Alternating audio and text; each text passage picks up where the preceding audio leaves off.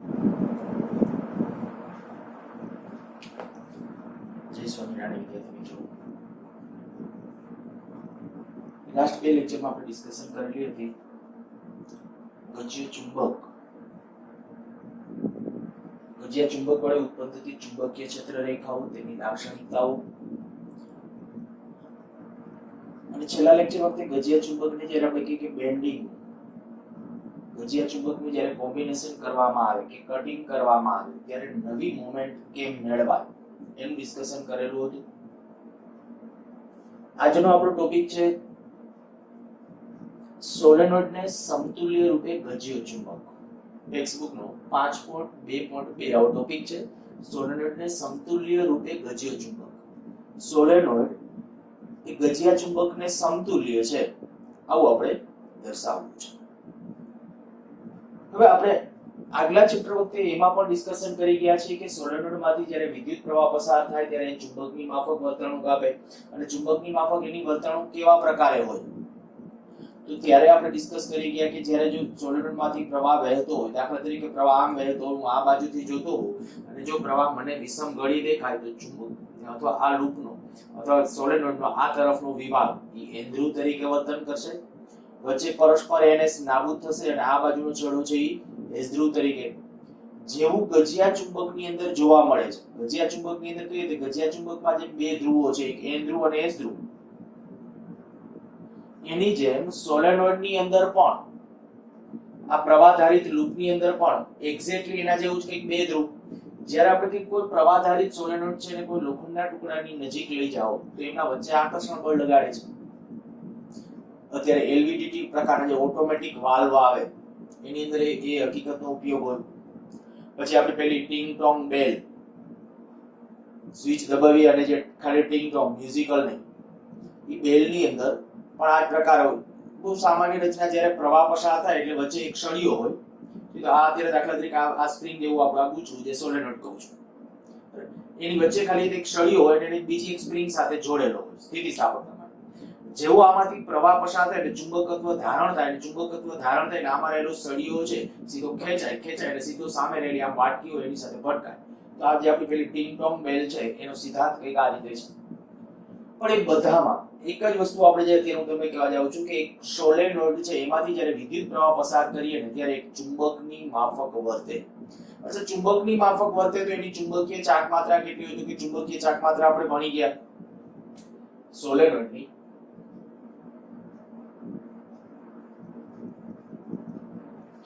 ચુંબકીય ચાક માત્રા.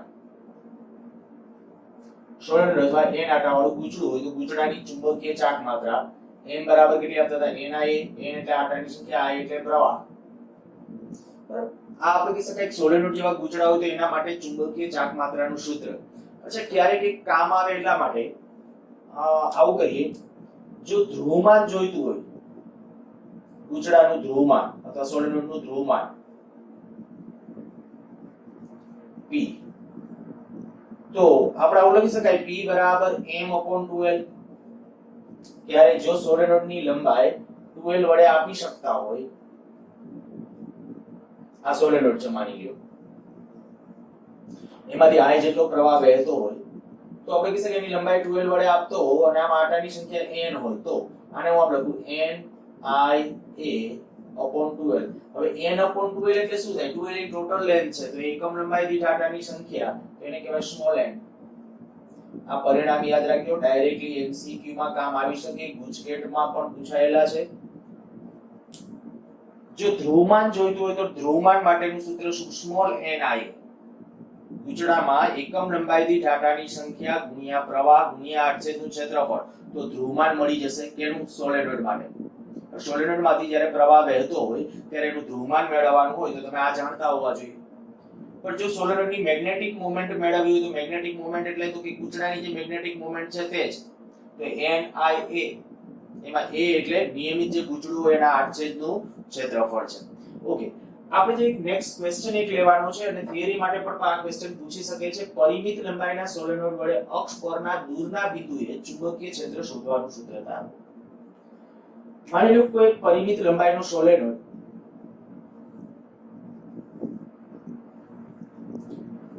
એક પરિમિત 2l લંબાઈનો સોલેનોઇડ છે. એની લંબાઈ કહી દઉં છું 2l. આ એની અક્ષ.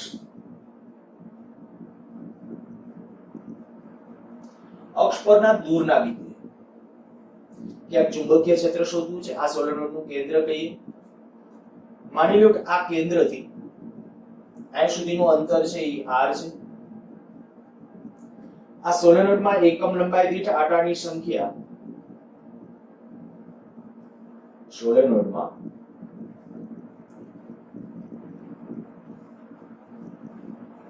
એકમ લંબાઈ દીઠ આટાની સંખ્યા ધારી લો સ્મોલ n છે.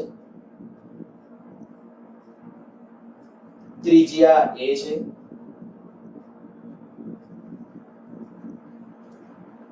સોલેનોઇડની ત્રિજ્યા a તરીકે લઈ લઈએ છીએ. આ a તરીકેની ત્રિજ્યા લીધેલી છે. જ્યારે આ સોલેનોઇડ મેં અત્યારે આટા ટર્ન્સ આમાં દર્શાવેલા નથી, તો ગોટાળો ન થાય એટલા માટે આપણા માટે અત્યારે મેં ટર્ન્સ નથી દર્શાવેલા, પણ સમજો કે આના ઉપર n આટાઓ છે. ટોટલ કેપિટલ n આટાઓ ગણીએ તો ટોટલ આટાઓ પર એકમ લંબાઈ દીઠ આટાની સંખ્યા આપણે ધારી લીધી. અચ્છા, કુલ આટાઓ કેટલા થશે? જો આની અંદર તમારે કેલ્ક્યુલેશન કરવું હોય તો કુલ આટા કેટલા થશે? એકમ લંબાઈમાં જો સ્મોલ n હોય તો લંબાઈ કેટલી? 2l. તો કેપિટલ n બરાબર આમ લખી શકાય 2l n. આ સોલેનોઇડમાં રહેલા કુલ આટાઓ મળશે. અચ્છા, હવે આ જે સોલેનોઇડ છે એ સોલેનોઇડ એમાંથી જ્યારે વિદ્યુત પ્રવાહ પસાર થાય ત્યારે અક્ષ પરના r જેટલા અંતરે આવેલા આ દાખલા તરીકે આ બિંદુ p બિંદુ પાસે ચુંબકીય ક્ષેત્ર શોધવું છે. તો આપણે એમ કહીએ કે સોલેનોઇડમાંથી I જેટલો સ્થાયી પ્રવાહ પસાર કરતા અક્ષ પરના r જેટલા અંતરે આવેલા બિંદુએ ચુંબકીય ક્ષેત્ર શોધવું છે. આપણે નક્કી કર્યું કે અક્ષ પરના r જેટલા અંતરે આવેલા બિંદુએ, કયા બિંદુ છે તો બિંદુને આપણે નામ આપ્યું છે p બિંદુએ ચુંબકીય ક્ષેત્ર શોધવું છે. ડાયરેક્ટ લખી નાખો, આ p બિંદુએ ચુંબકીય ક્ષેત્ર આપણે શોધવું છે. અને આ માટે માની લ્યો કે આપણે યામ પદ્ધતિ સિલેક્ટ કરી અને યામ પદ્ધતિની અંદર આ જે છે એક્ઝેક્ટલી માને કીધો x અક્ષ, આમ x અક્ષ, આ અત્યારે આપણે લઈ લઈએ છીએ આમ y અક્ષ.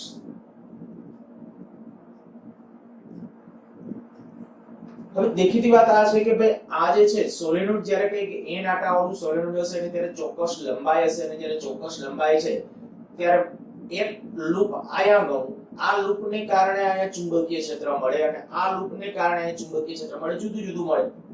તો બાર આખા સોલેનોઇડને કારણે ત્યાં મેળવવું હોય તો આપણે આવું કરીએ કે એક ખંડ ધારીએ, દાખલા તરીકે આવો એક ચોક્કસ જાડાઈનો આ એક સોલેનોઇડનો ખંડ છે.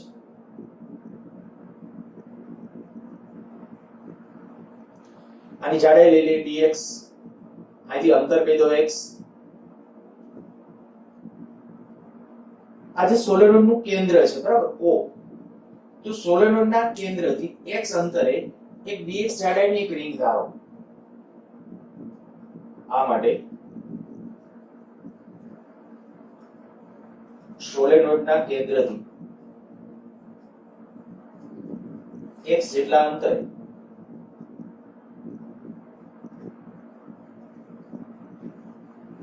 એક dx જાડાઈની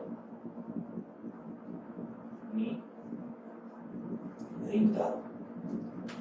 તો જો આ રિંગને પરિણામે પહેલા આપણે ત્યાં ચુંબકીય ક્ષેત્ર લખી નાખીએ, પછી છે એ સંકલન કરી નાખશું. આ ન લઈ ગયું તો લખી નાખજો.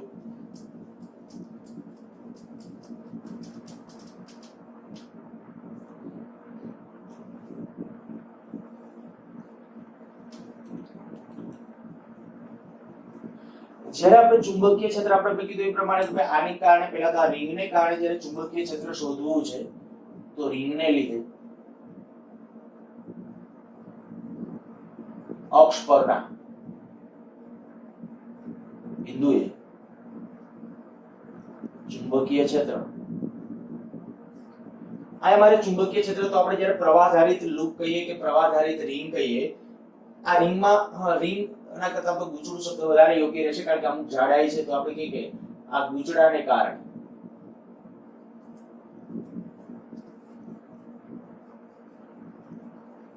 ગૂંચળું થાય.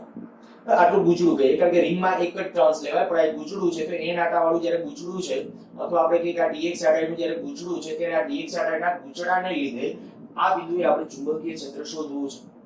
તો કે સૂત્ર યાદ કરો, જ્યારે ચુંબકીય ક્ષેત્ર આપણે નક્કી કરવું છે, ચુંબકીય ક્ષેત્ર dB બરાબર μ0 NIA² upon 2x² + a² all raised to 3/2 ઘાત. આ એ ત્રિજ્યા છે એટલે મેં ડાયરેક્ટ લખી નાખી છે. આપણે જે તે સમય સૂત્ર લખ્યું હતું ત્યારે ત્રિજ્યા r લીધી હતી એટલે r હતું. બરાબર. હવે આની અંદર આ કિંમત મૂકી આપણે ચુંબકીય ક્ષેત્રનું મૂલ્ય નક્કી કરવું છે તો આ μ0 n ને બદલે શું n એટલે ટોટલ ટર્ન્સ તો એ કેટલા એકમ લંબાઈ દીઠ અહીંયા આપણે આટાની સંખ્યા આપી છે તો ત્યાં આપણે લખી શકશું એ કેટલું લખી શકશું 12 n. પ્રવાહ કેટલો પસાર કરીએ તો પ્રત્યેક ટર્ન્સમાંથી આપણે પહેલા ધાર્યું હતું કે i જેટલો સ્થાયી પ્રવાહ પસાર કરવાનો છે, i જેટલો પ્રવાહ, a એટલે ક્ષેત્રફળ તો એ એમ નામ સોરી a એટલે આડછેદ ની ત્રિજ્યા એટલે એ એમ નામ જ છેદમાં 2 આ જે x² + a² એની અંદર x તો એ x જે છે એ આ x લેવાનું તો કે નહીં, આ જે રિંગ છે ઈ રિંગ એના કેન્દ્રથી આયા સુધીનું અંતર એ x કહેવાય.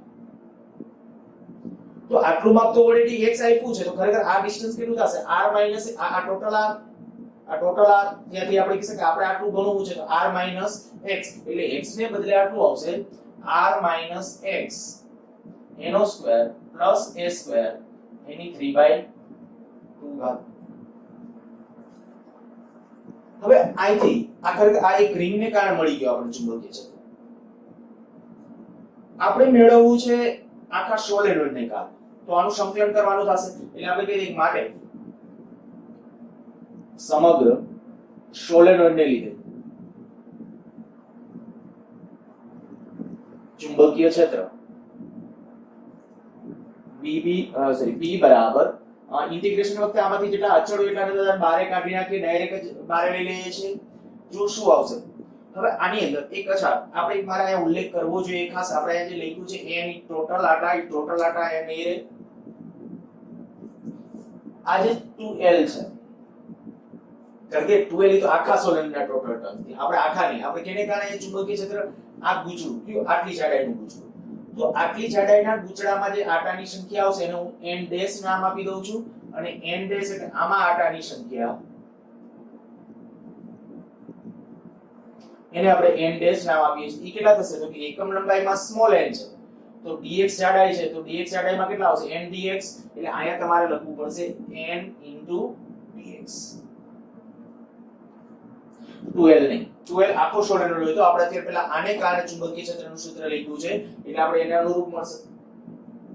અચ્છા હવે આપણે આનું સંકલન કરવું છે સંકલન વખતે μ અચળ n એકમ લંબાઈ દીઠ આટાની સંખ્યા અચળ સ્થાયી પ્રવાહ છે અચળ a એ ત્રિજ્યા છે અચળ કહેવાય 2 અચળ છે બાકીનું બધું આપણે એમ એઝ ઇટ ઇઝ કારણ કે આની અંદર આ a અચળ છે પણ આ પદ છે એની અંદર x છે એ વેરીએબલ છે x બદલાતું હશે તો આમ લખું છું μ0 ni upon 2 a² integration dx r - x એનો સ્ક્વેર પ્લસ a² એની 3/2 સંકલનની લિમિટ ક્યાં આપશો તો કે આ જે તમે અત્યારે આપણે આ રિંગ અથવા ગૂંચળું જે ધારેલ છે એ અહીંથી x અંતરે ધારેલું છે તો x ના વેરિયેબલ કારણ કે dx છે તો dx મીન્સ કે x નું વેરિયેબલ ક્યાંથી ક્યાં x છે આપણે કહી શકાય અહીંથી અહીંયા સુધી એ જ રીતે અહીંથી અહીંયા સુધી પણ આ બાજુ અહીંથી આપણે કે x શરૂ કરી આ ઉગમ બિંદુ છે જો y અક્ષ આમ લીધી છે આ ઉગમ બિંદુ તો અહીંથી અહીં સુધીનો આ x છે એ પોઝિટિવ ગણાય પણ અહીંથી અહીં સુધીનો આ બાજુનો છે કેવું ગણાય નેગેટિવ તો આપણે લખશું લિમિટ ક્યાંથી ક્યાં -l થી +l -l થી +l આ તો એની લિમિટ શું કામ -l થી +l લખી છે તમને ખ્યાલ આવી જવો જોઈએ કે આ જે રિંગ છે એને આમાં આ રિંગ માટેનું ચુંબકીય ક્ષેત્રનું સૂત્ર આ છે રિંગ અથવા ગૂંચળા માટે આ ચુંબકીય ક્ષેત્ર અહીંયા આપણે મળી ગયું આનું.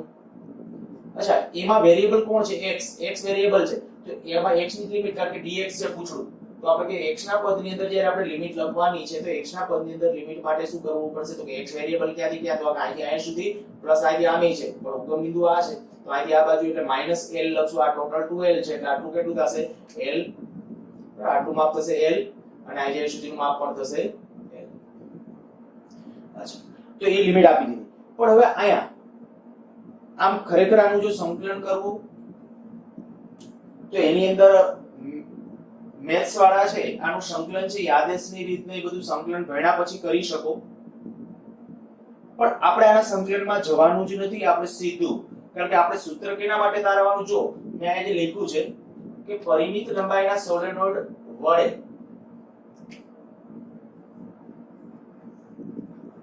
અક્ષ પરના દૂરના બિંદુએ ખૂબ દૂર જો અક્ષ પરનું દૂરનું બિંદુ હોય r ખૂબ મોટું હોય કેની સાપેક્ષ તો કે r છે l કરતાય મોટું હોય અને એની જે ત્રિજ્યા છે એની સાપેક્ષે મોટું હોય પરંતુ જો r છે એ l કરતા મોટું હોય તેમજ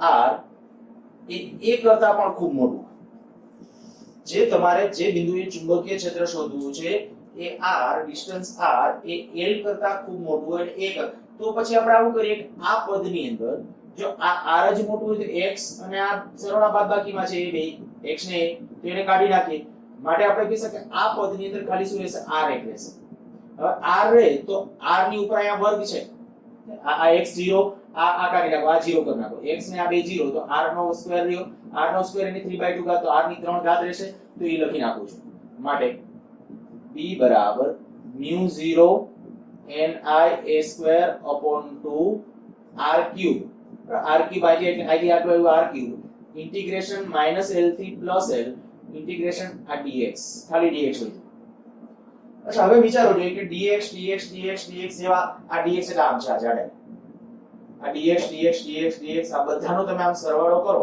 અહીં સુધી આવશે dx તો એ બધા dx નો ટોટલ સરવાળો કેટલો આવશે લેન્થ જેટલો આવશે 2l જેટલો તો આનું આપણે સંકલન કરી શકાય અથવા આનું સંકલન કરી નાખો x અને એની લિમિટ મૂકી દો ચાલે એક ના એક જ છે જે કહું છું એ બે પરિસ્થિતિઓ એક જ છે ચાલો આપણે લખી નાખું μ0 ni a² upon 2r cube અને અહીં લખી નાખીએ છીએ આ x અને લિમિટ -l થી +l લિમિટ આપશો એટલે 2l થઈ જશે તો જે પરિણામ આવ્યું એ ફરીથી અહીંયા લખું છું μ0 ni a² into 2l upon 2r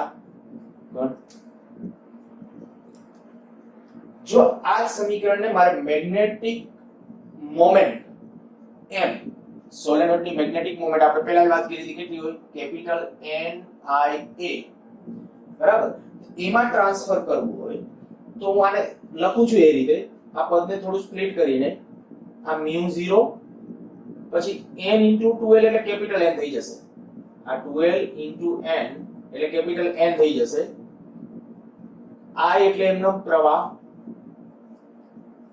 પણ બીજું આ જે a² છે a² એ તો શું થયું તો જે ત્રિજ્યા છે એનો વર્ગ જો મારે ક્ષેત્રફળમાં જવું તો હું આવું કરું પાઈ વડે ગુણાકાર એટલે પાઈ a² upon પાઈ છેદમાં 2 હતા r ક્યુબ જોજો બરાબર શું કર્યું છે આપણે મેં કીધું કે આ પદને શેમાં ટ્રાન્સફર કરવું છે m ના પદમાં મેગ્નેટિક મોમેન્ટ એના સ્વરૂપમાં આપણે ટ્રાન્સફર કરવું છે તો મેગ્નેટિક મોમેન્ટના સ્વરૂપમાં ટ્રાન્સફર કરવા માટે શું કરવું છે આ જે μ0 છે એ μ0 એ m નમ જ n into 2l એટલે ટોટલ આટા થઈ જશે એટલે n થઈ જશે આ m નમ આ પ્રવાહ જે હતો એ આ a² આપણે તો 8 છેદનું ક્ષેત્રફળ જોઈએ ni a એટલે 8 છેદનું ક્ષેત્રફળ અહીંયા આપણું મેગ્નેટિક મોમેન્ટના સૂત્રમાં તો a એટલે પાઈ a² આ આપણે 8 છેદનું ક્ષેત્રફળ કેટલું થાય પાઈ a² તો પાઈ ની જરૂર હતી એટલે મેં શું કર્યું પાઈ વડે ગુણાકાર કર્યો છે ભાગાકાર કર્યો છે ઓકે હવે આટલું જે થયું પરંતુ m બરાબર n I a અર્થાત કે આ n એટલે 2l into n અહીંયા અત્યારે આપણે જોવા જાવ તો I અને પાઈ r² ટૂંકમાં આને બદલે મેં m લખ્યું છે બરાબર હવે જો અહીંયા m લખું તો પરિસ્થિતિ આવી જાય b બરાબર μ0 upon 2 પાઈ m upon r ક્યુબ અચ્છા જે આને આમે લખી શકાય μ0 upon 4 પાઈ 2m upon r ક્યુબ તો આ થઈ ગયું સોલેનોઇડની અક્ષ પરના ખૂબ દૂરના બિંદુએ ચુંબકીય ક્ષેત્ર. યાદ કરું જ્યારે આપણે પહેલા ચેપ્ટરની અંદર જ્યારે ડિસ્કશન કરતા હતા ત્યારે પહેલા ચેપ્ટરની અંદર વિદ્યુત ડાયપોલ હતી. વિદ્યુત ડાયપોલ, તો વિદ્યુત ડાયપોલ માટે અક્ષ પરના બિંદુએ ચુંબકીય ક્ષેત્ર કેટલું હતું? વિદ્યુત ક્ષેત્ર. તો વિદ્યુત ક્ષેત્ર જે અક્ષ પરના બિંદુએ, જો અક્ષ પરના બિંદુએ લખતા હતા આવું હતું 2kp upon r3, ખૂબ દૂરના બિંદુએ. તો આ સૂત્ર એક્ઝેક્ટલી આ છે. આ k ને બદલે શું આવે? μ0 upon 4 pi, બરાબર? તો k ને બદલે આમ લખી નાખો 1 upon 4 pi epsilon 0 2p upon r3. હવે ક્લિયર થઈ જશે.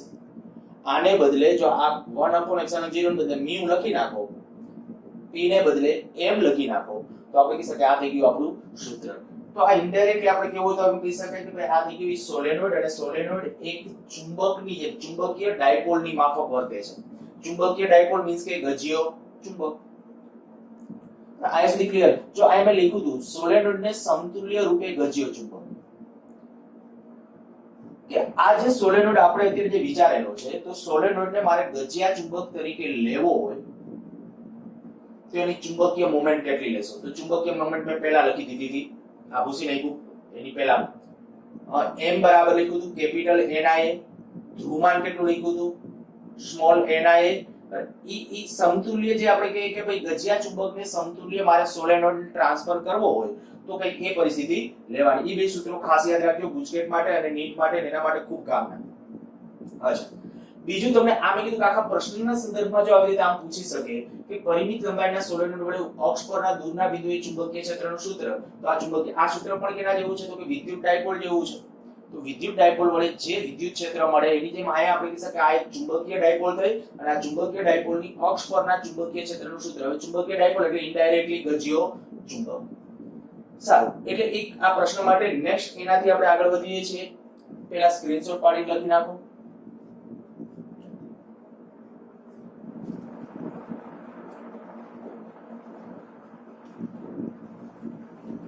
બહુ સિમ્પલ થિયરી. સમાન ચુંબકીય ક્ષેત્રમાં ચુંબકીય ડાયપોલ પર લાગતું ટોર્ક. બહુ આમાં સમય નહીં બગાડી, આપણે પહેલા જ વખતે ઓલરેડી ડિસ્કસ કરી ગયા છીએ. ત્યાં સમાન વિદ્યુત ક્ષેત્રમાં ડાયપોલ હતી, અસમાનમાં પણ ડિસ્કશન કરેલું હતું. અહીંયા અસમાન વાળું આપણે નહીં શીખીએ, એના ઉપરથી ડાયરેક્ટલી સૂત્રો અથવા એમસીક્યુ સીધા પૂછી શકાશે. અસમાન વિદ્યુત ક્ષેત્રમાં ડાયપોલ, એટલે અહીંયા અસમાન ચુંબકીય ક્ષેત્રમાં ડાયપોલ. હું સૂત્ર ખાલી એકવાર યાદ કરાવડાવી દઈશ. ચલો, સમાન ચુંબકીય ક્ષેત્રની અંદર ચુંબકીય ડાયપોલ હોય ત્યારે એના ઉપર લાગતું ટોર્ક. તો જ્યારે આપણે ચર્ચા કરી ગયા છે કોઈ સમાન ચુંબકીય ક્ષેત્ર, આ બાજુનું ધારી લઈએ કે ચુંબકીય ક્ષેત્ર છે B પ્રેરણા વાળું અથવા B તીવ્રતા વાળું સમાન ચુંબકીય ક્ષેત્ર આ એક અક્ષની દિશામાં પ્રવર્તે છે, અને આમાં કોઈ ચુંબકીય ડાયપોલ. હવે ચુંબકીય ડાયપોલ એટલે કદાચ ગજિયો ચુંબક હોઈ શકે, કોઈ ચુંબકીય સોય હોઈ શકે. હું અત્યારે વિધાન દર્શાવી દઉં. માની લો કે આ એક ચુંબકીય સોય છે, આ એનો N ધ્રુવ, આ S ધ્રુવ.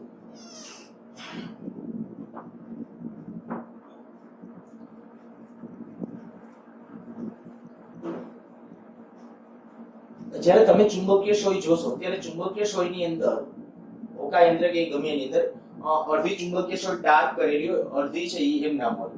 તો જે ડાર્ક કરેલી હોય ને એ બાજુનો છેડો N ધ્રુવ હોય.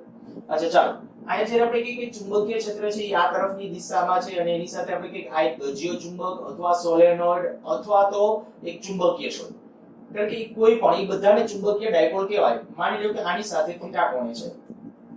જો થીટા કોણે હોય તો આ પરિસ્થિતિમાં તમે કહી શકો કે અહીં થીટા કોણે હોય ત્યારે ચુંબકીય ડાયપોલ પર લાગતું ટોર્ક સમાન ચુંબકીય ક્ષેત્રમાં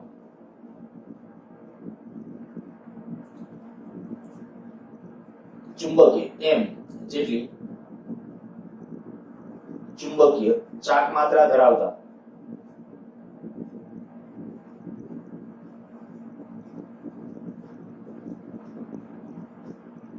ચુંબકીય ડાયપોલ પર ટોર્ક સીધું જ લખું છું. ટોર્ક ટો બરાબર m ક્રોસ b.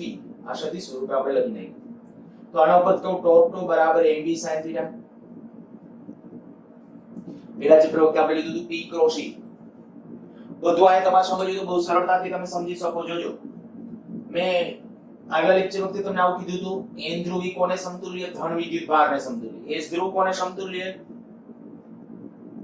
s ધ્રુવ છે એ કોને સમતુલ્ય? -q વિદ્યુત ભારને સમતુલ્ય. જો અહીંયા n ધ્રુવ ઈ પ્લસ ને સમતુલ્ય, તો યાદ કરો વિદ્યુત ક્ષેત્રમાં ધન વિદ્યુત ભાર ઉપર બળ કેટલું લાગતું? વિદ્યુત ક્ષેત્રની દિશામાં. એવી રીતે અહીંયા આપણે એમ કહેવાય કે આ n ધ્રુવ ઉપર જે બળ લાગશે ને, n ધ્રુવ ઉપર બળ આમ લાગશે, અને s ધ્રુવ ઉપર બળ કે તો ઋણ વિદ્યુત ભાર ઉપર વિદ્યુત ક્ષેત્રમાં કેટલું લાગતું? વિરુદ્ધમાં. એવી રીતે અહીંયા કહેશું કે અહીંયા આપણે s ધ્રુવ ઉપર બળ કે આ દિશામાં લાગશે. પછી બળનું મૂલ્ય કેટલું? તો કે વિદ્યુત બળ કેટલું હતું? વિદ્યુત બળ F બરાબર QE. આ F બરાબર QE આને અનુરૂપ જો મારે ચુંબકીય બળ, આ ક્યાંક MCQ માં કામ આવશે એટલે ખાસ એ ક્યાંક નોંધ કરી લખજો. ચુંબકીય ક્ષેત્રમાં બળ ધ્રુવમાન ઉપર લાગતું, ધ્રુવ ઉપર લાગતું બળ, અને ચુંબકીય ક્ષેત્રમાં ધ્રુવમાન પર લાગતું બળ,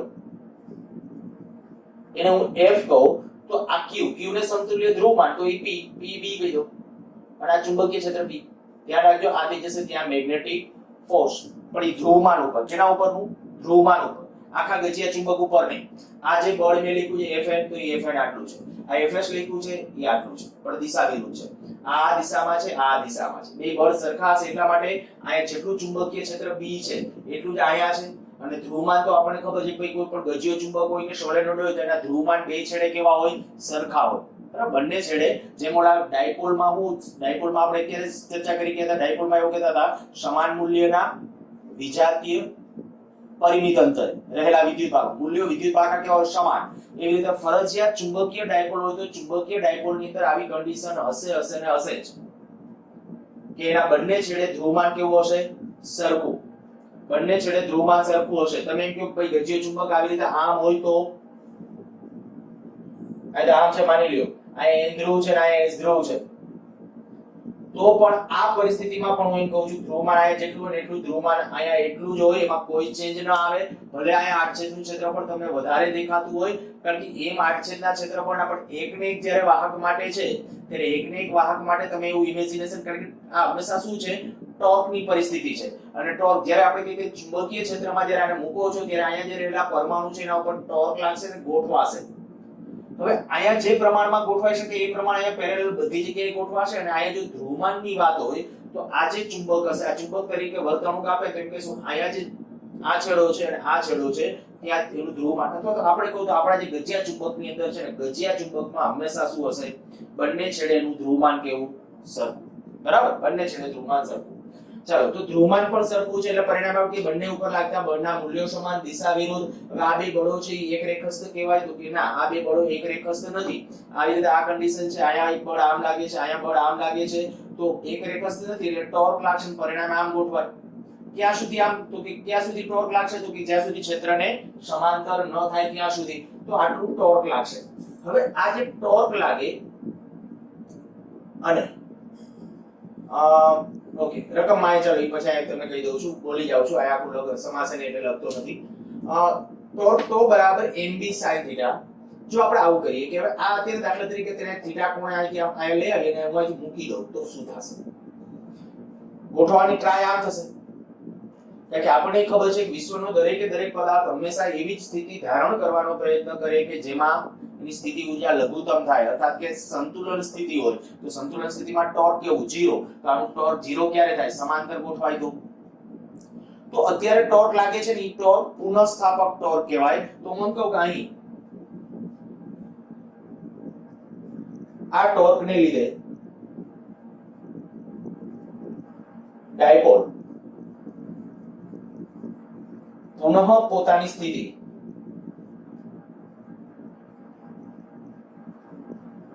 પ્રાપ્ત કરવાનો પ્રયત્ન કરે. તેથી પુનઃસ્થાપક ટોર્ક ગણાય.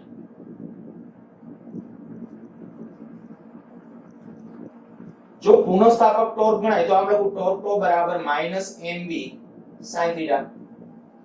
જો થીટા સૂક્ષ્મ હોય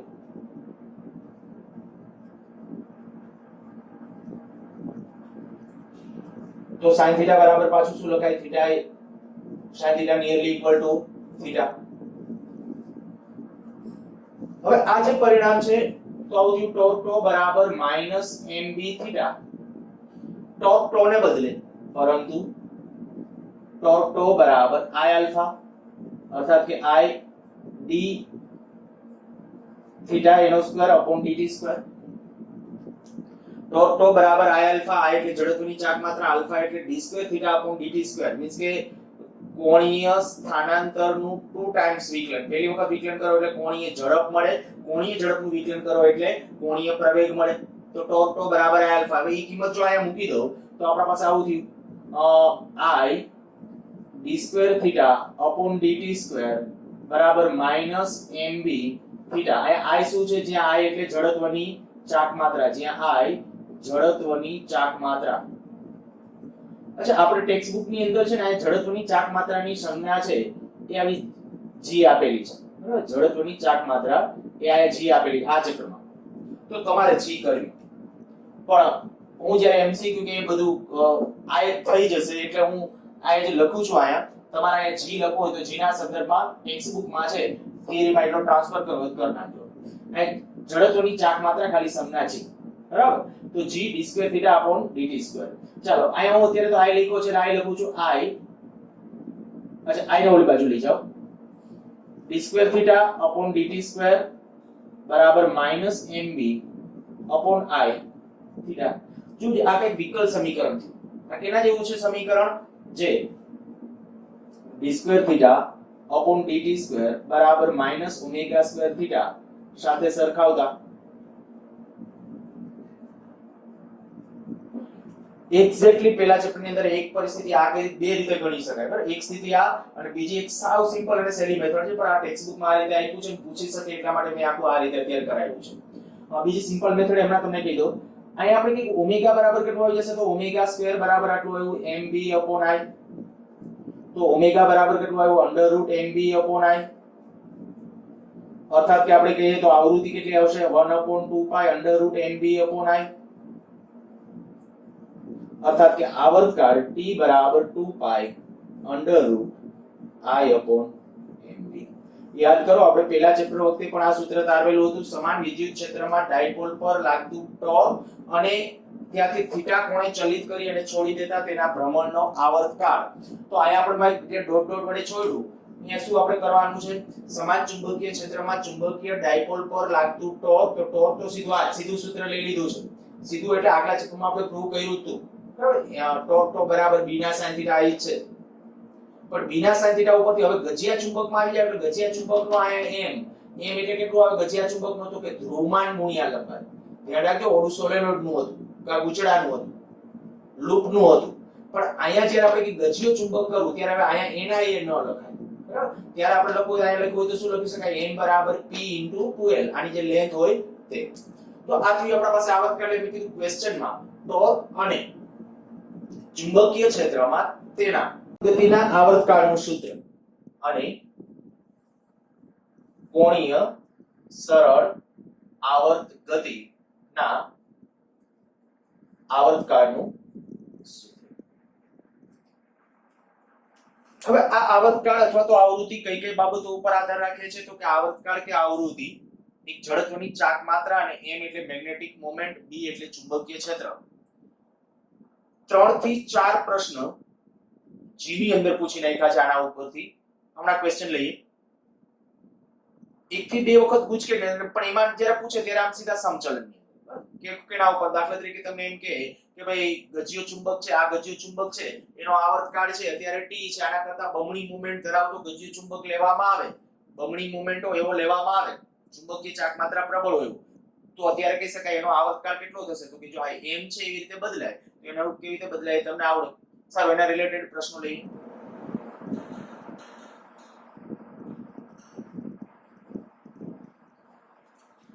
t બરાબર 2π √i અપોન mb. આના રિલેટેડ ખાસ કેટલાક MCQ અત્યારે સાથે સાથે ડિસ્કસ કરી નાખીએ. આવર્તકાળ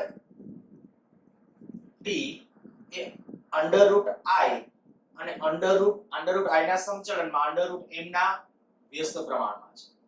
મુખ્ય તમે જ્યારે ચુંબકને ટુકડા કરવામાં આવે ને ત્યારે એના આવર્તકાળમાં કેવા ફેરફારો થાય ને એ તમારે જાણવું પડે. હવે હું દાખલા તરીકે એક ક્વેશ્ચન જ સીધો લઉં.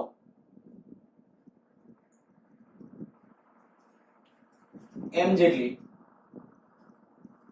મેગ્નેટિક મોમેન્ટ ધરાવતા એક ગજિયા ચુંબક એટલે કે બાર મેગ્નેટ થી પહેલું લંબાઈને લંબ, બીજું લંબાઈને સમાંતર, બે સમાન ટુકડા કરી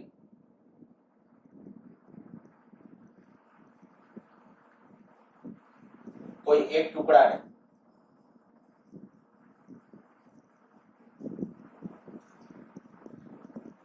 પ્રારંભ જેટલા જ ચુંબકીય ક્ષેત્રમાં દોલનો આપતા નવો આવર્તકાળ કેટલો મળે? રકમ હજી મેં થોડી અધકચરી લખેલી છે, હજી તમને આટલું કહી દઉં. એમ જેટલી મેગ્નેટિક મોમેન્ટ ધરાવતો એક ગજ્ય ચુંબક પેલા ચુંબકીય ક્ષેત્રમાં લટકાવેલો છે. ચુંબકીય ક્ષેત્રમાં લટકાવેલો છે ત્યારે એનો આવર્તકાળ પ્રારંભમાં t છે. એમ જેટલી મેગ્નેટિક મોમેન્ટ ધરાવતા ગજિયા ચુંબકને ચુંબકીય ક્ષેત્રમાં આપણે દોલનો આપ્યા અને એને દોલનો મેળવ્યા તેનો આવર્તકાળ t મળે છે. હવે પેલું એને લંબાઈને લંબ અને બીજું લંબાઈને સમાંતર બે ટુકડા કરી કોઈ એક ટુકડાને પ્રારંભ જેટલા ચુંબકીય ક્ષેત્રમાં દોલનો આપવામાં તો શું સ્થિતિ થાય? તો પહેલા આપણે કહીએ સોલ્યુશનની અંદર સૌથી પહેલી વસ્તુ આ સમજો કે ભાઈ પ્રારંભમાં જ્યારે દાખલા તરીકે એક દોરી વડે એક આ ગજિયો ચુંબક આપણે આમ લટકાવેલો છે, આ ગજિયા ચુંબકનો અહીંયા n ધ્રુવ કહીએ, અહીંયા s ધ્રુવ કહીએ, માની લો ચુંબકીય ક્ષેત્ર આ તરફ છે b, આ ચુંબકીય ક્ષેત્ર આ તરફ છે અને આ ચુંબકીય ક્ષેત્રની અંદર આ ગજિયો ચુંબક આમ હતો. હવે આની સેજ આ સ્થિતિમાં ટોર્ક 0 હોય, આની સેજ આમ ચલિત કરીને છોડી દો. આ ગજિયો ચુંબક છે અને સેજ આમ ચલિત કરીને છોડી દેશું તો ગજિયો ચુંબક કંઈક આ રીતે આમ દોલનો કરશે. ચુંબકીય ક્ષેત્રમાં આ દોલનો આના આવી રીતે આમ દોલનો થતા હશે. હવે એનો આવર્તકાળ એટલે પ્રારંભમાં આવર્તકાળ t આપેલ છે. જો પ્રારંભનો આવર્તકાળ t હોય તો t બરાબર 2π √i/mb, જ્યાં m શું છે? આની ચુંબકીય ચાક માત્રા. આપણે કીધું છે m જેટલી ચુંબકીય ચાક માત્રા, i છે શું છે? જડત્વની ચાક માત્રા. તો હવે આપણે કહીએ કે પહેલું અહીં આપણે શું કહીએ કે લંબાઈને લંબ ટુકડા કરતા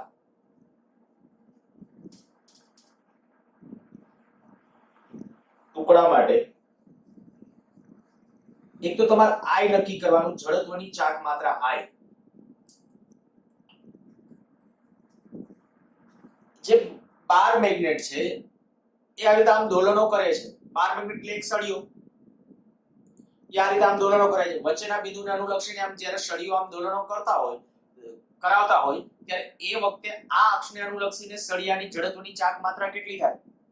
સળિયો જો l લંબાઈનો ધારું, l લંબાઈનો સળિયો ધારું તો યાદ કરો સળિયાની ચુંબકીય ચાક માત્રા કેટલી થાય?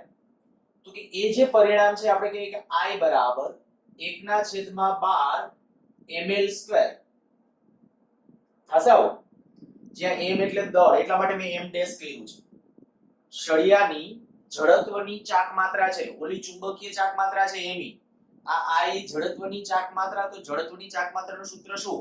સળિયો આપણે કહીએ કે ભાઈ સળિયો કેવી રીતે દોડે? તો આ બિંદુને અનુલક્ષીને ચાક ગતિ વાળું ચેપ્ટર ભણી ગયા છો.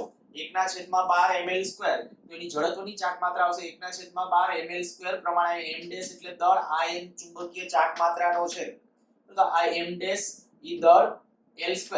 અચ્છા હવે વિચારો કે જ્યારે આના બે ટુકડા થાય, લંબાઈને લંબ એટલે કેવી કન્ડિશન થઈ? અહીં લંબાઈને લંબ એટલે આપણે કહી શકીએ કે આ રીતે આમ બે ટુકડા થઈ ગયા છે. નવી સ્થિતિની અંદર આપણે આ જે ચુંબકનો ટુકડો આવી રીતે આમ આવશે. જુઓ જોઈએ આ જે નવો ટુકડો આટલો થશે. આટલી ટોટલ લેન્થ આટલી હતી, આ લેન્થ હવે બદલાઈ ગઈ. દળ બદલાવાનું હશે કે નહીં? પાછું વચ્ચેથી જ લટકાવવાનું. જો લટકાવવાનું હોય પાછું તમે કહ્યું આપણે કાપી અને પાછું આ જ રીતે લટકાવીને દોલનો આપવાના છે. એટલે હવે જ્યારે નવી કન્ડિશન એટલે આ રીતે આમ થશે. માની લો કે આની લેન્થ l હોય તો આ લેન્થ કેટલી છે? l/2. આ લેન્થ થઈ જશે l/2. હવે l/2 લેન્થ બાકી આપણે લંબાઈને લંબ ખાલી કાપેલું છે પહેલા. તો દળ કેટલું થઈ જશે? દળ હાફ થઈ જશે. નવી જડત્વની ચાક માત્રા એને હવે હું I ડેશ કહું. આ સૂત્ર પ્રમાણે I ડેશ બરાબર, તો I ડેશ આમ લખો, I ડેશ બરાબર 1/12. દળ કેટલું? અડધું. પ્રારંભિક જે દળ હશે એના કરતા દળ કેવું થઈ જશે? અડધું. પ્રારંભમાં આનું દળ માની લો કે m ડેશ છે, બરાબર? આનું દળ m ડેશ. તો અહીંયા જ્યારે ટુકડા માટે લખું છું તો ટુકડા માટે કેટલું થઈ જશે? આ પ્રારંભિક જડત્વની ચાક માત્રા, ચાલો એને I કહું છું. આ પ્રારંભિક છે એ કેટલી 1/12 m ડેશ, એનું દળ l એટલે એની લેન્થ, તો લેન્થ l છે. આ પ્રારંભની જડત્વની ચાક માત્રા. હવે હું નવી લખું છું તો નવી જડત્વની ચાક માત્રા કેટલી? 1/12. દળ કેટલું થઈ ગયું? કે દળ થઈ ગયું m ડેશ બાય 2, કારણ કે અડધો ટુકડો થઈ ગયો. અને લંબાઈ કેટલી થઈ? તો કે a અડધી. લંબાઈ થઈ ગઈ a પણ અડધી, તો l બાય 2. તો આના ઉપરથી તમે આ લખી શકશો. આ કેટલું આવશે? 1/12 m ડેશ l સ્ક્વેર છેદમાં 8, બીજા 8, તો આવું લખી નાખો I બાય 8. આ નવી જડત્વની ચાક માત્રા છે. આ નવી જડત્વની ચાક માત્રા તો મળી ગઈ. એ જ રીતે હવે આ જે છે મેગ્નેટિક મોમેન્ટ, બરાબર, મેગ્નેટિક મોમેન્ટ આ જે m છે એ m કેટલી થઈ જશે? આને કીધું કે અહીંયા આપણે m ડેશ કીધું છે. આની હવે નવી જે છે એ કેટલી થઈ જશે? તો કે કેટલા બે સમાન ટુકડા કરો છો, જેટલા સમાન ટુકડા કરો ને એટલામાં ભાગની થઈ જશે. બરાબર. તો હવે જો મારે અહીંયા આવર્તકાળ લખવો હોય એટલે I બરાબર I ડેશ બરાબર કેટલું? I by 8. I ડેશ બરાબર કેટલું? I by 8. અને એના માટે મેં કીધું ચુંબકીય ચાક માત્રાની સંજ્ઞા આપણે શું રાખીશું? ચુંબકીય ચાક માત્રા અહીંયા આપણે નવી ચુંબકીય ચાક માત્રા m ડબલ ડેશ કહી દઉં છું. નવી ચુંબકીય ચાક માત્રા કેટલી થઈ જશે? m બાય, સંજ્ઞા કોઈ ન રાખીએ તો પણ ચાલશે, m બાય 2. ઈ કેમ ખબર પડી? તો કે આ તો આપણે આગલા લેક્ચર વખતે ડિસ્કશન કરી ગયા હતા કે જેટલા ટુકડા કરો એટલામાં ભાગની થાય ચુંબકીય ચાક માત્રા. બસ તો હવે એ સૂત્રમાં કિંમત મૂકો. તો નવું આવર્તકાળ t ડેશ કરીએ તો t ડેશ બરાબર 2 પાઈ અંડર રૂટ I ને બદલે કેટલું? I by 8. આ m ને બદલે કેટલું? m by 2. ચુંબકીય ક્ષેત્ર કાંઈ બદલાતું નથી. તો આના ઉપરથી કહી શકશો કે છેદમાં 4 વધારાના વચ્ચે 4 નું વર્ગમૂળ એટલે 2 થઈ જશે. તો આવર્તકાળ થઈ જશે t બાય 2. તો નવો આવર્તકાળ અથવા ટુકડાનો જે આવર્તકાળ થઈ જશે એ થઈ જશે t બાય 2. ખાસ કેલ્ક્યુલેશન સમજજો ને, એમાં આ જડત્વની ચાક માત્રા વાળું એટલે 11th નું પાછું અહીંયા એન્ટર થયું છે એટલે ખાસ. ચાલો નેક્સ્ટ એમાં બીજો જે પોઈન્ટ છે લંબાઈને સમાંતર.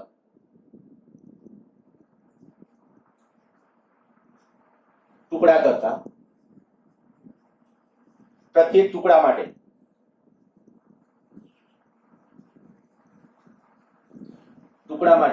ચાલો નવી જડત્વની ચાક માત્રા લખી I ડેશ. નવી જડત્વની ચાક માત્રા કેટલી થશે? તો પાછા અહીંયા આપણે પ્રારંભમાં આપવા સૂત્ર આ છે I બરાબર 1/12 m ડેશ l સ્ક્વેર. આ પ્રારંભિક. નવી લખવી છે I ડેશ, તો 1/12 દળ તો અડધું થઈ જશે. લંબાઈને સમાંતર એટલે આ રીતે આમ સ્પ્લિટ કરવાની વાત આવી. આને જે આમ વચ્ચેથી આમથી સ્પ્લિટ કરતા હોય એ રીતે, બરાબર, વચ્ચેથી સ્પ્લિટ કરતા હો જ્યારે, ત્યારે પરિસ્થિતિ આવી થઈ ગઈ કહેવાય. આ લંબાઈ l ની l જ હશે, એમાં કોઈ ફેરફાર નહીં. આ દ્રઢ આધાર ઉપરથી આપણે લટકાવેલ છે. તો હવે એના દોલનોની અંદર તો કે લંબાઈ ના છે એટલે લંબાઈ ચેન્જ નહીં, માત્ર દળ અડધું થઈ ગયું હશે. તો આ લંબાઈ l એનો સ્ક્વેર. તો આ જડત્વની ચાક માત્રા કેટલી થઈ? Half I by 2. તો આ જડત્વની ચાક માત્રા I બાય 2. અચ્છા, મેગ્નેટિક મોમેન્ટ કેટલી? નવી મેગ્નેટિક મોમેન્ટ આપણે નવી ચુંબકીય ચાક માત્રા. તો નવી ચુંબકીય ચાક માત્રા એને આપણે કઈ m ડેશ કેવું કઈ નામ નથી આપ્યું, પણ સીધી ડાયરેક્ટ જ છે. બે ટુકડા કરો છો તો જેટલા ટુકડા એટલે જેટલામાં ભાગનું કદ એટલામાં ભાગ નહીં, તો m બાય 2. તો માટે આમ કહી દઈશું t બરાબર 2 pi under root I upon mb. I ને બદલે શું? તો કે I બાય 2. m ને બદલે m બાય 2. આ m બાય 2 ઇન્ટુ b.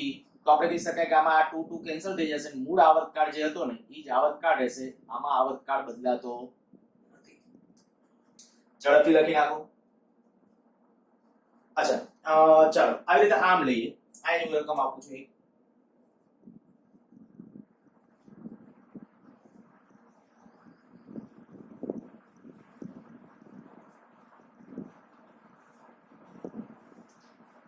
આ એક ગજીય ચુંબક, આનો આવર્તકાળ t છે. t બરાબર 2 pi under root I upon mb.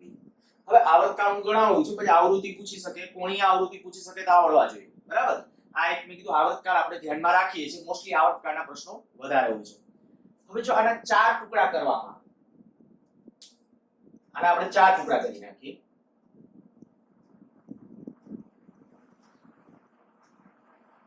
આકૃતિમાં દર્શાવ્યા પ્રમાણે આકૃતિમાં ડોટ લાઈન વડે દર્શાવેલ છે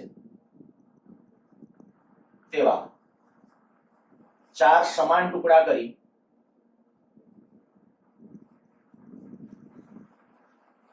કોઈ એક ટુકડાને પ્રારંભ જેટલા જ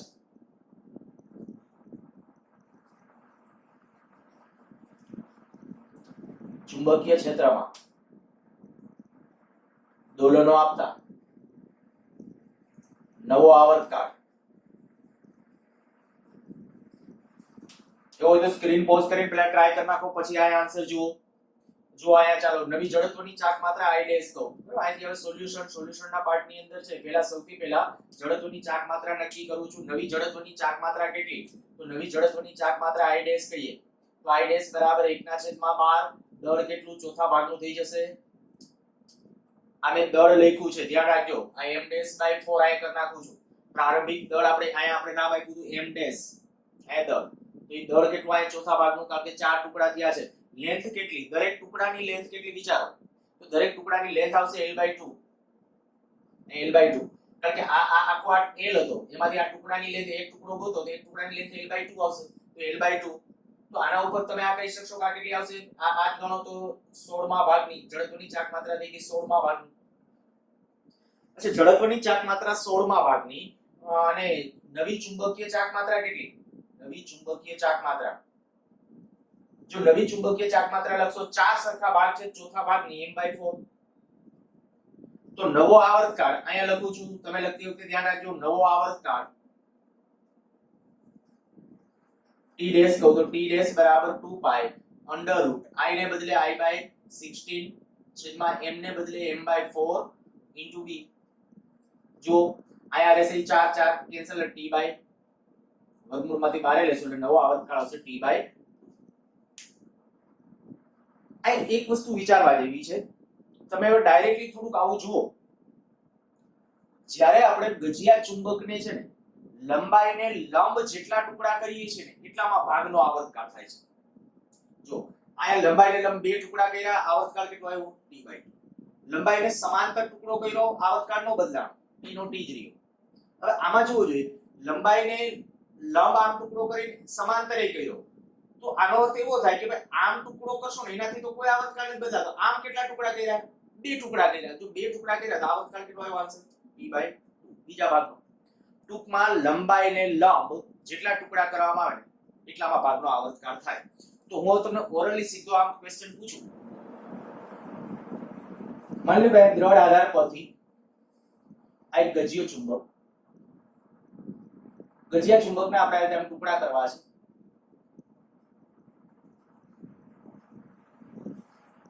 આઠ ટુકડા થયા. આકૃતિમાં દર્શાવ્યા પ્રમાણે આ ચુંબકીય ક્ષેત્ર B આમ છે. પ્રારંભનો આવર્તકાળ t બરાબર 2π અંડરરૂટ i/mb. આ પ્રારંભનો આવર્તકાળ. હવે આકૃતિમાં દર્શાવ્યા અનુસાર 8 સમાન ટુકડા કરવામાં આવે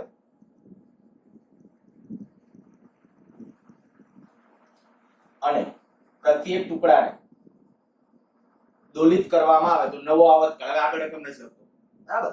આકૃતિમાં દર્શાવ્યા પ્રમાણે 8 સમાન ટુકડા કરવામાં આવે અને પ્રત્યેક ટુકડાને એ જ રીતે આપણે પ્રારંભ જેટલા ચુંબકીય ક્ષેત્રમાં દોલિત કરવામાં આવે તો નવો આવર્તકાળ કેટલો? તો ફટાફટ પેલું સોલ્યુશન ની અંદર આપણું પહેલું કામ થવું જોઈએ. જડત્વની ચાક માત્રા, જડત્વની ચાક માત્રા લખો i ડેશ 1/12. નવું દળ કેટલું? નવું દળ તો આનું કઈ રીતે કાઈ 8 ભાગ થાય છે તો 8મા ભાગનું એટલે m/8. અચ્છા, લેન્થ જુઓ તો લેન્થ કેટલી? આખી ટોટલ l હોય. ટોટલ l હોય તો આ કેટલી થશે? એક ટુકડાની l/4 એનો સ્ક્વેર. તો આ કેટલું થશે? 1/12 ml². આ 1/12 ml² એટલે તો i. અહીંયા 8, અહીંયા 16 ગુણ્યા 8, બરાબર. 16 ગુણ્યા 8 એટલે કેટલું થશે? 88 64 એટલે 128. કઈ જડત્વની ચાક માત્રા થઈ i ડેશ બરાબર i/128. અચ્છા, નવી જડત્વની ચાક માત્રા એવી નવું ચુંબકીય મોમેન્ટ આપણે એમ નહીં, નવી ચુંબકીય ચાક માત્રા શબ્દમાં જ લખું છું. નવી ચુંબકીય ચાક માત્રા બરાબર. તો નવી ચુંબકીય ચાક માત્રા આપણે નક્કી કરવી છે. નવી ચુંબકીય ચાક માત્રાનું મૂલ્ય કેટલા ભાગ થાય છે? 8 ભાગ. તો 8મા ભાગની આને આમ તો આમ જ રાખો એટલે છે ઉદાહરણ તમને મજા આવશે. અહીંયા આપણે આ m નો 8 અને 16. હવે કઈ કે નવો આવર્તકાળ, તો નવો આવર્તકાળ t ડેશ બરાબર 2 પાઈ અંડર રૂટ i ને બદલે i ના છેદમાં 8 ગુણ્યા 16 છેદમાં m by 8 into b 8 8 cancel કરો, રહેશે એની અંદર આવું થશે t બાય 4. જો મેં તમને હમણાં કીધું તે પ્રમાણે જો તમે ટૂંકી રીતે વિચારી રાખ્યું હોત તો આવર્તકાળ ડાયરેક્ટ ખબર પડી જાય t બાય 4 આવે. t બાય 4 કઈ રીતે? તો કે અહીંયા તમે લંબાઈને લંબ કેટલા કાપા મૂક્યા છે, સમાન ટુકડા કરો છો, 4 કાપા મૂકેલા છે, 4 કાપા તો ચોથા ભાગનો લંબાઈને સમાંતર ગમે એટલા કાપા મૂકો તો આવર્તકાળ બદલાતો નથી. અચ્છા, નેક્સ્ટ એક પૂછાયેલો ક્વેશ્ચન છે, ગણાવીશ નહીં, તમારી રીતે બધા પ્રયત્ન કરજો બરાબર, અને આન્સર આપજો તમારી રીતે. ક્વેશ્ચન આ રીતે, માની લો કે એક બાર મેગ્નેટ સમાન ચુંબકીય ક્ષેત્રમાં, આ સમાન ચુંબકીય ક્ષેત્રની અંદર આ બાર મેગ્નેટ, આ n ધ્રુવ આ s ધ્રુવ, આ બી પ્રેરણાવાળું સમાન ચુંબકીય ક્ષેત્ર, બી પ્રેરણાવાળા સમાન ચુંબકીય ક્ષેત્રમાં એને આંદોલિત કરવામાં આવે છે ત્યારે પ્રારંભમાં આવર્તકાળ એટલે પ્રારંભમાં t બરાબર 2 pi under root i upon mb, જે i જડત્વની ચાક માત્રા, m ચુંબકીય મોમેન્ટ છે. હવે આવું કીધું હતું કે ઉપરોક્ત ચુંબકના લંબાઈને લંબ 6 સમાન ટુકડા કરી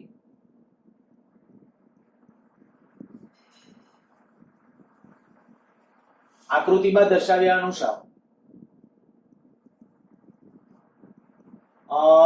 બાંધીને પ્રારંભ જેટલા જ ચુંબકીય ક્ષેત્રમાં દોલિત કરવામાં આવે તો નવો આવર્તકાળ કેટલો? નવો આવર્તકાળ કેટલો? રકમ અધૂરી લખી છે મેં. કેવી રીતે? તો આકૃતિ ની અહીંયા ડ્રો કરું છું. 6 સમાન ટુકડા કર્યા અને પછી ટુકડાને બાંધ્યા આવી રીતે.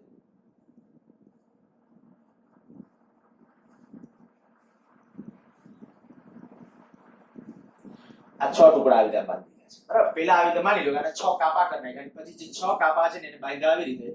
આ બાજુ અહીંયા આ n, અહીંયા n, આમાં n આ બાજુ, અહીંયા n આ બાજુ, અહીંયા n આ બાજુ, અહીંયા n આ બાજુ. ચુંબકીય ક્ષેત્ર આમનું આમ. તમારી રીતે ટ્રાય કરો. આન્સર તમને છે એ આનો આપી દઉં છું, કેલ્ક્યુલેશન થઈ જાય, આન્સર મળી જાય તો ચોક્કસ એનો સોલ્યુશન છે એ WhatsApp માં કે મોકલજો. આન્સર મને જ્યાં સુધી યાદ છે ત્યાં સુધી t ડેશ બરાબર t ના છેદમાં 2√3. ફરીથી ખાલી ક્વેશ્ચન રિપીટ કરી જાઉં છું બરાબર. થોડું વિચારવાનું છે આની અંદર. સામાન્ય ટુકડા પર ટુકડા કરી ટુકડાને બાંધ્યા પાછા તમારે કરવાનું છે તો આ t બરાબર 2 pi under root i upon mb, એમાં i જડત્વની ચાક માત્રા ગણવાની, m એટલે નવી જડત્વની ચાક માત્રા ગણવાની, m એટલે ચુંબકીય ચાક માત્રા ગણવાની, અને પછી જ્યારે કિંમત સાદુરૂપ આપશો ત્યારે આન્સર t ડેશ બરાબર t અપોન 2√3 આવવો જોઈએ. જો ન આવે તો વિચારજો તમે શું ભૂલ કરો છો બરાબર. ઘણા બધાને આન્સર મળી જશે. પરિસ્થિતિના ચુંબકીય ક્ષેત્ર પહેલા આમ હતું, 6 સમાન ટુકડા કરી નાખ્યા, 6 સમાન ટુકડાને બાંધ્યા ત્યારે આડાવડા કરીને બાંધી નાખ્યા. જ્યારે આડાવડા કરીને બાંધી નાખીએ છીએ ત્યારે નવો આવર્તકાળ મળે છે, એ કંઈક આટલો મળે છે. ટૂંકમાં નવો આવર્તકાળ જે મળે એ આટલો મળે છે એવું તમારે પ્રૂવ કરવાનું છે. આ પૂછાયેલો ક્વેશ્ચન છે, તમારી રીતે ટ્રાય કરજો, હું એનું કેલ્ક્યુલેશન નથી આપતો. નેક્સ્ટ એનાથી હજી થોડું આગળ કહું. ટુકડાવાળાને એવા હવે બહુ નથી કરતા, પણ આ ધ્યાન રાખજો કે જ્યારે ટુકડા કરવામાં આવે અને આડાવડા કોઈ રીતે બાંધવામાં આવે કે એવું કંઈ હોય તો ચુંબકીય ચાક માત્રાની કેલ્ક્યુલેશનમાં તમારે ખાસ ધ્યાન રાખવાનું છે. અચ્છા, માની લ્યો આ જે છે બે ગજિયા ચુંબકો, આ એક ગજિયો ચુંબક, આ બીજો ગજિયો ચુંબક. આ ભૂસી નાખો અને ફરીથી કરું છું. માની લો કે બે ચુંબકો, બેની મોમેન્ટ હવે ડાયરેક્ટ આપી દઉં છું. જડત્વની ચાક માત્રા પણ i1 અને i2 કહી દઉં છું. આ અક્ષને અનુલક્ષીને આની મેગ્નેટિક મોમેન્ટ દાખલા તરીકે m1 છે, આની મેગ્નેટિક મોમેન્ટ છે એ m2 છે. આનો એન્દ્રુ આ બાજુ છે, એન્દ્રુ આ બાજુ છે, એટલે આનો એસ એસ બરાબર આ તરફ છે. અને આ રીતે આંદોલિત કરીએ છીએ. આ ચુંબકીય ક્ષેત્ર આમ છે, ત્યારે આંદોલનો જ્યારે આપીએ છીએ બંનેને સાથે આ રીતે બાંધેલા છે, ત્યારે દાખલા તરીકે આવર્તકાળ T1 છે, આવર્તકાળ T1 છે. હવે આ જ બે ગજિયા ચુંબકને માની લ્યો કે હવે આ રીતે આમ બાંધી દીધા.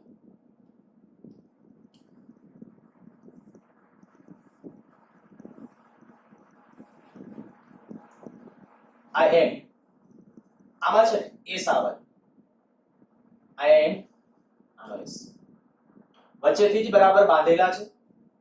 આ કિસ્સામાં આપણે ચુંબકીય ક્ષેત્ર આ રીતે આમ છે P, આ છે ચુંબક તો આ જે M1 વાળું છે, આ M1 is greater than M2 છે, એટલે ઈ જ કન્ડિશન, ઈ જ બે ચુંબકો ખાલી ચુંબકો ઉલટા કરી નાખ્યા છે. આમાં આવર્તકાળ T2 છે. તો મારે પહેલા તો બેના સૂત્ર લખવા છે, T1 અને T2 ના સૂત્ર તમને આવડવા જોઈએ. જડત્વની ચાક માત્રા હું આ અક્ષને અનુલક્ષીને બંનેની આપી દઉં છું. માની લો કે આ અક્ષને અનુલક્ષીને આની જડત્વની ચાક માત્રા I1, જડત્વની ચાક માત્રા I1 અને આની છે ઈ I2 છે. અચ્છા, જો મારે આવર્તકાળ લખવો છે તો આવર્તકાળ આપણે કહીએ T1 બરાબર શું થશે 2 પાઈ અંડર રૂટ. હવે આ બેની જડત્વને આ આની I1 છે, આની I2, બેનો સરવાળો, જડત્વની ચાક માત્રા તો આપણે અદિશ રાશિ તરીકે લઈએ છીએ I1 I2. આ M1 M2, કારણ કે અત્યારે મેગ્નેટિક, જો આની મેગ્નેટિક મોમેન્ટ આયા ત્યારે S આ બાજુ છે, આ બાજુ, આની મોમેન્ટ આમ થઈ ને આની આમ થઈ. તો મેં આગલા લેક્ચર વખતે તમને શીખવાડેલું હતું, બે મેગ્નેટિક મોમેન્ટ છે અમુક કોણે હોય તો એ રીતે બે એક જ દિશામાં હોય તો ડાયરેક્ટ સરવાળો, તો M1 અને M2 બે એક જ દિશામાં છે તો M1 M2, તો આ લખી નાખશું magnetic moment M1 M2 B. અચ્છા, અહીંયા મારે આવર્તકાળ લખવો, આ આવર્તકાળ T2 છે, તો T2 બરાબર 2 pi under root I1 I2 minus I2. જડત્વની ચાક માત્રા તો અદિશ જ છે, એને કાઈ ક્યાં લેવા દેવા નથી, I1 I2, પણ મેગ્નેટિક મોમેન્ટમાં આવું થશે M1 M2 B. જો ક્યાં ચેન્જ રાખ્યો છે, આ તો એમનો જ. હવે હું આ બેનો ગુણોત્તર લઈ લઉં, આને સમીકરણ નંબર 1 કહી દો, આ સમીકરણ નંબર 2 કહી દો. 1/2 લેતા T1 T2 બરાબર 2 પાઈ cancel, under root I1 I2 cancel, રહેશે એની અંદર આવો રહેશે વર્ગમૂળમાં, આ પદ અંશમાં વહી જશે M1 M2 છેદમાં M1 M2, બાકી બધા પદ કેન્સલ. આ વર્ગમૂળ છે એને વર્ગ કરી નાખું તો આવું થશે T1 સ્ક્વેર T2 સ્ક્વેર બરાબર M1 M2 M1 M2. યોગ વિયોગ પ્રમાણ લઈ અને M1 M2 ને સૂત્રનો કરતા બનાવવાનો, એટલે એનો ગુણોત્તર મેળવવાનો ટ્રાય કરીએ તો આવું કરીએ T1 સ્ક્વેર T2 સ્ક્વેર છેદમાં T1 સ્ક્વેર T2 સ્ક્વેર, યોગ વિયોગ પ્રમાણ લેતા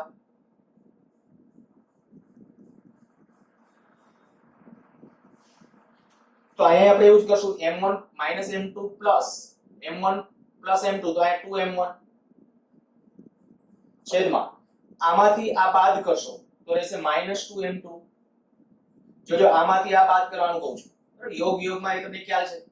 અચ્છા, આ માઈનસ કાઢી નાખો તો આ ઉલટાવી નાખો તો આવું થઈ જશે T1 સ્ક્વેર T2 સ્ક્વેર એના છેદમાં T2 સ્ક્વેર T1 સ્ક્વેર બરાબર M1 M2. આ સૂત્ર ડાયરેક્ટલી યાદ રાખજો, આ પણ સૂત્ર ડાયરેક્ટ કામમાં આવી શકે છે. તમને એમ કે બે ગજિયા ચુંબકો એમની મોમેન્ટ એક જ દિશામાં રહે તે રીતે બાંધીને દોલિત કરતા, એના દોલનોનો આવર્તકાળ માની લ્યો કે 6 સેકન્ડ છે. આ બંને ગજિયા ચુંબકોને છે પરસ્પર વિરુદ્ધ દિશામાં બાંધી અને એક ચુંબકીય ક્ષેત્રમાં દોલિત કરવામાં આવે તો તેનો નવો આવર્તકાળ 8 સેકન્ડ મળે છે. બહુ મોટા એટલા બધા ન હોય, પણ આ તો તે ઉદાહરણ 8 સેકન્ડ મળે છે. તો બંનેની ચુંબકીય ચાક માત્રાનો ગુણોત્તર કેટલો હશે? તો ચુંબકીય ચાક માત્રાનો ગુણોત્તર કેટલો હશે? આ અથવા તમે એક ચુંબકની ચુંબકીય ચાક માત્રા આપી દીધી, બીજાની મેળવવાની કીધી હોય તો પણ મળી જાય. તો આ જ્યારે આપણે કે બે ચુંબકો જ્યારે એક જ સ્થિતિમાં એક જ દિશામાં બાંધેલા હોય કે વિરુદ્ધ દિશામાં બાંધેલા હોય તો આ કન્ડિશન તમારે સમજવાની છે. એટલે ખૂબ કામના આ બે પરિણામો, બરાબર? એમાં નીટ ને જી વાળા બાળકો માટે તો ખૂબ અગત્યના આ બંને સૂત્રો. અચ્છા, માની લો કે આ ચુંબકોને કંઈક આ રીતે આમ બાંધેલા હોય. આ એક ગજ્ય ચુંબક, આ બીજો ગજ્ય ચુંબક, આ એન્દ્રુ લંબ રૂપે, બરાબર? લંબ રૂપે 90 નો એંગલ. બેની મેગ્નેટિક મોમેન્ટ છે એમ છે. તો પરિણામી આવર્તકાળ નક્કી કરવો હોય તો આવડવો જોઈએ. હવે નથી શીખવાડતો હોય, પણ પરિણામી આવર્તકાળ એ કેટલો થશે? તો અહીંયા આપણે સીધું ખાલી આ જ કરવાનું છે. આની પરિણામે આની એમ હોય, આની એમ હોય, તો અહીંયા તમારે ઓકે આવર્તકાળ માટે ચાલો t ડેશ બરાબર કેટલું થશે 2 પાઈ. જડત્વની ચાક માત્રા એકની I હોય, બીજાની I હોય. જો દરેકની જડત્વની દરેક માટે જચા I છે અને મેગ્નેટિક મોમેન્ટ ચુંબકીય ચાક માત્રા દરેકની એમ છે, તો શું થશે? અહીંયા I + I એટલે 2I છેદમાં આ કેટલું આવશે? તો કે આની જે મેગ્નેટિક મોમેન્ટ છે m અને m 90 છે તો √2m થઈ જશે. લંબ રૂપે હોય તો √2m. તો આના ઉપરથી તમારો આન્સર છે તમને મળી જાય. આ જે આ √2 કેન્સલ તો √2 ગણો આવર્તકાળ થશે એમ કહેવાય. એટલે કે √2 આપણો આન્સર આવો થયો √2 પાઈ I/mb. તો આવા પ્રકારના ક્વેશ્ચન પૂછી શકાય. બે ગજિયા ચુંબકો ગમે તે રીતે બાંધેલા હોય, આડાવડા ગમે તે લંબ રૂપે હોય કે પછી 60 ના કોણે હોય, એવી રીતે કંઈ પણ ટ્રાયેંગલ બનાવેલો ગમે તો આવર્તકાળનું સમીકરણ તો આ થશે. આવર્તકાળની કદાચ આવૃત્તિ પૂછે, કદાચ કોણીય આવૃત્તિ પૂછે, બધી આને આ જ કથા છે. પણ હવે હું લાંબુ બહુ એક્સટેન્ડ નથી કરતો. તમને ખ્યાલ આવી ગયો છે કે હું આની અંદર છે વધુમાં વધુ કેટલું ફેરવી શકું. તો t બરાબર 2 પાઈ √I જડત્વની ચાક માત્રા. તો કે આ ચુંબકોના આડાવડા ગોઠવો, જડત્વની ચાક માત્રા બદલાય, કાપીએ તો બદલાય. એવી કોઈ પણ કન્ડિશનની અંદર જડત્વની ચાક માત્રા બદલાશે, મેગ્નેટિક મોમેન્ટ પણ બદલાશે. બી ચુંબકીય ક્ષેત્ર વાળા વેરિએશન વાળા ઓકે એકાદ બે વેરિએશન ચાલો માની લ્યો કે એવો ક્વેશ્ચન લઈ લો. એક દ્રઢ આધાર પરથી એક ગજિયો ચુંબક, આ ચુંબકીય ચાકમાં આ n ધ્રુવ, આ s ધ્રુવ, આ ચુંબકીય ક્ષેત્ર આ દિશામાં છે. આના દોલનોનો આવર્તકાળ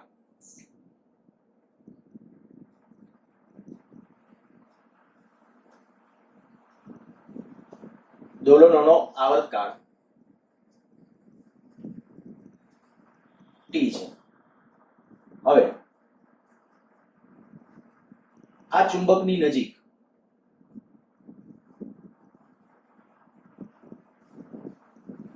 આકૃતિમાં દર્શાવ્યા અનુસાર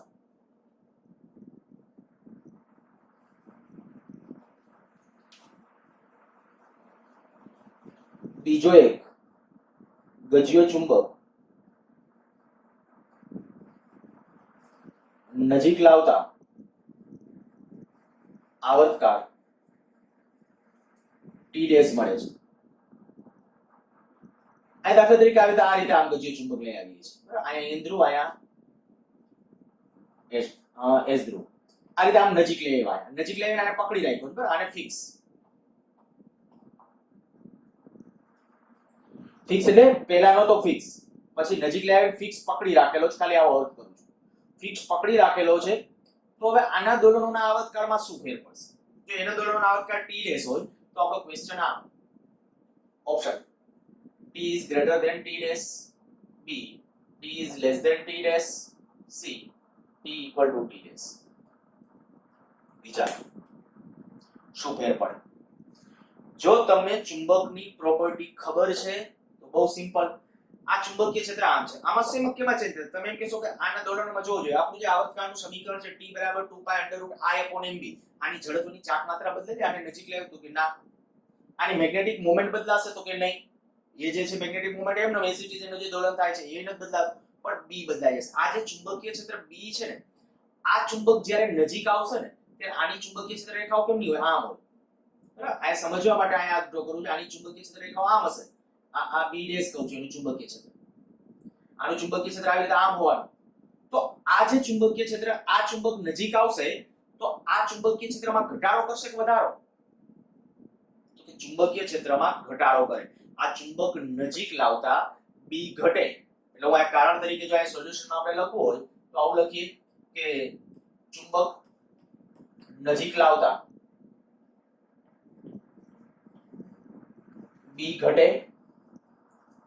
જો b ઘટે, આ b ઘટે, આનું ચુંબકીય ક્ષેત્ર b ડેશ કીધું. જો આ b ઘટે, જો b નું મૂલ્ય ઘટતું હોય તો હવે તમે કહી શકો માટે આવર્તકાળ t ડેશ વધે. જો t ડેશ વધે તો t dash is greater than t. આવો આન્સર થવો જોઈએ. તો આ રીતે કેટલાક ચુંબકીય ચાક માત્રા રિલેટેડ કેટલાક MCQ પ્રશ્નો ખાસ આ લેક્ચર માટે ફોકસમાં રાખજો અને આનો પ્રયત્ન સારી રીતે કરજો. નીટ, જી અને ગુજસીટ બરાબર ત્રણે ત્રણ માટે ખાસ કામના એવા આ બધા પ્રશ્નો છે. એ લેવલના છે અને મેં કીધું કે નીટ ને જી વાળા આવા થોડા પાછા વધારે લેવલના ક્વેશ્ચન ગણાય. હવે આના રિલેટેડ પ્રેક્ટિસ કરશો એટલે વધારે તમને અંદાજ આવશે. અત્યારે લેક્ચરની લેન્થ વધી જાય છે એટલે નેક્સ્ટ લેક્ચર ઉપર જશું.